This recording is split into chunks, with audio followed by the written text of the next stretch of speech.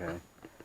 So I came over here. I want to show you. Okay, as you can see, here's the water still laying in here. Evidence circles are right up there.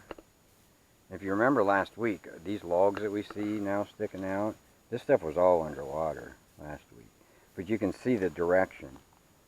So all this water, you know, with the remains and the items, backpack and all that kind of stuff, was floating down here in a path about 30 yards wide.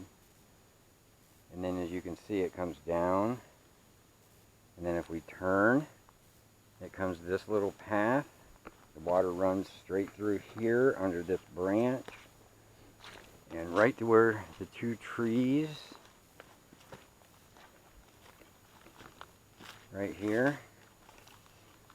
Okay, and then the remains are right, basically straight there ahead. See that big tree right there?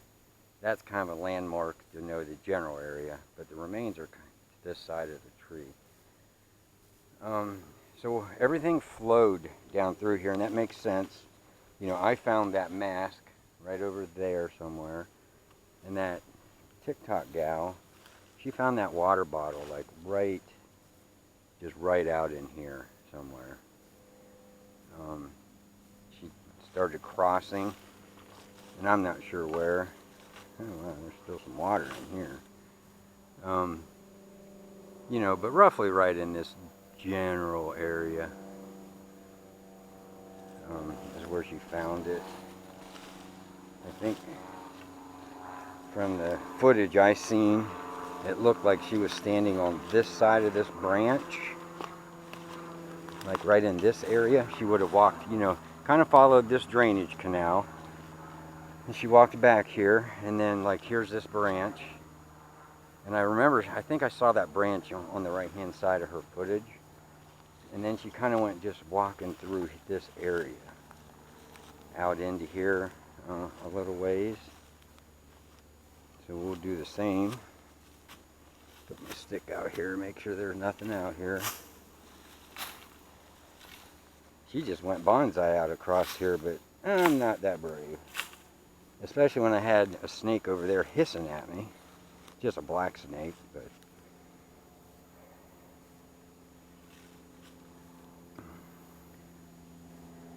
I don't remember it being in this type of grass, but you can see this grass looks very similar, like out over in here, to what she might have, you know, and then you can see obviously there's been a lot of people walking through here, so this is probably the area.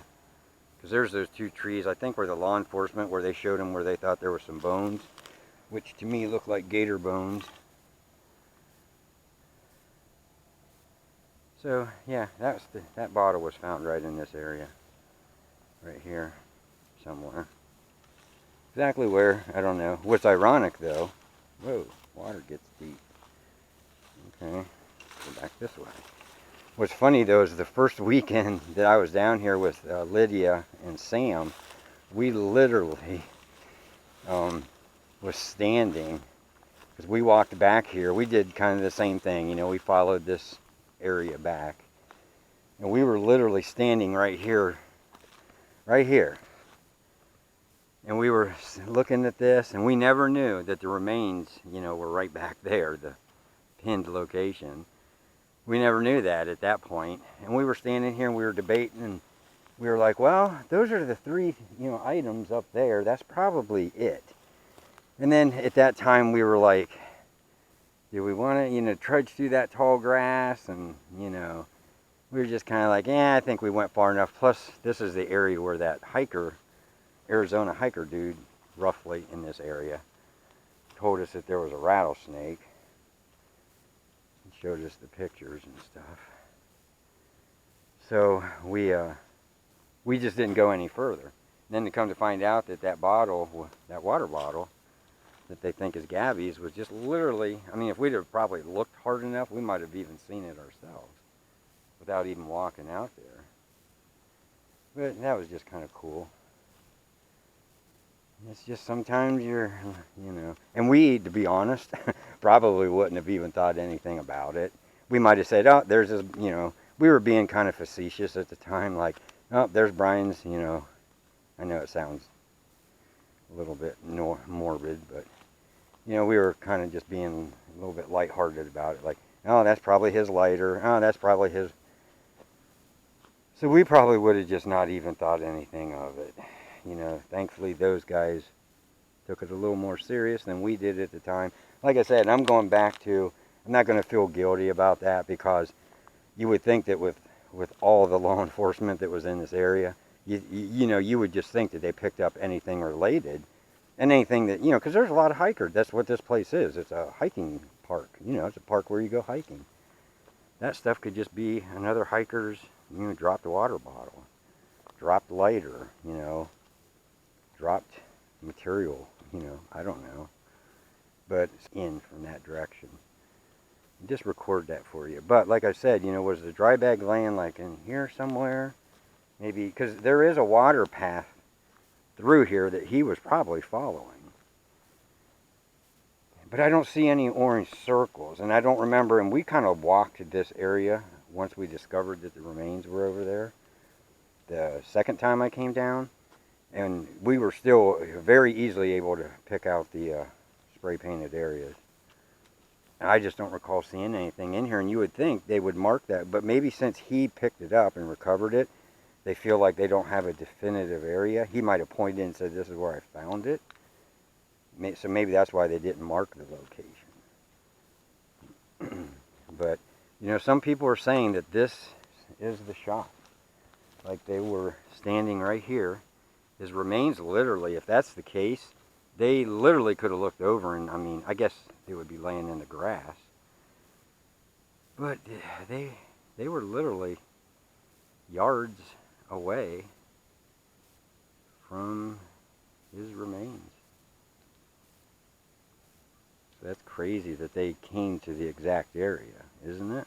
I mean, it just seems a little bizarre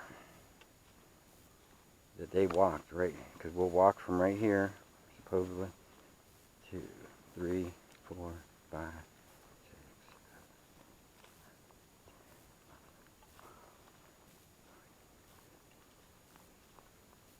7, 18, 19, 20, 21, 22, 23, 24, 25, 26 steps.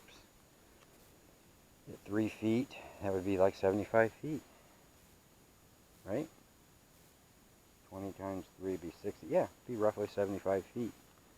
So that very well could be. And that's kind of what those guys were saying. It was like 75 feet away where the dry bag was.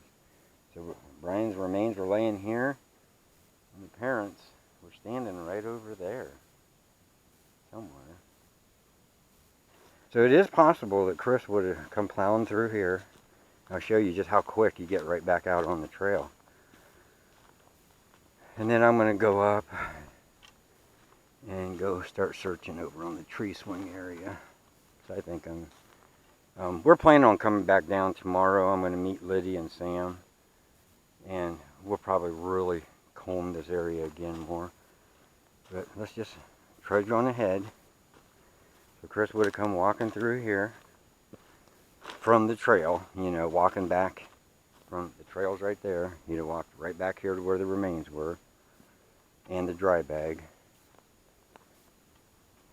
which makes sense. This follows a lot of the water, the little water drainage paths that I've noticed now that we have water up here. So let's go out here and see where we pop out on the trail and how quick. The trail's right here. 25 feet is ahead.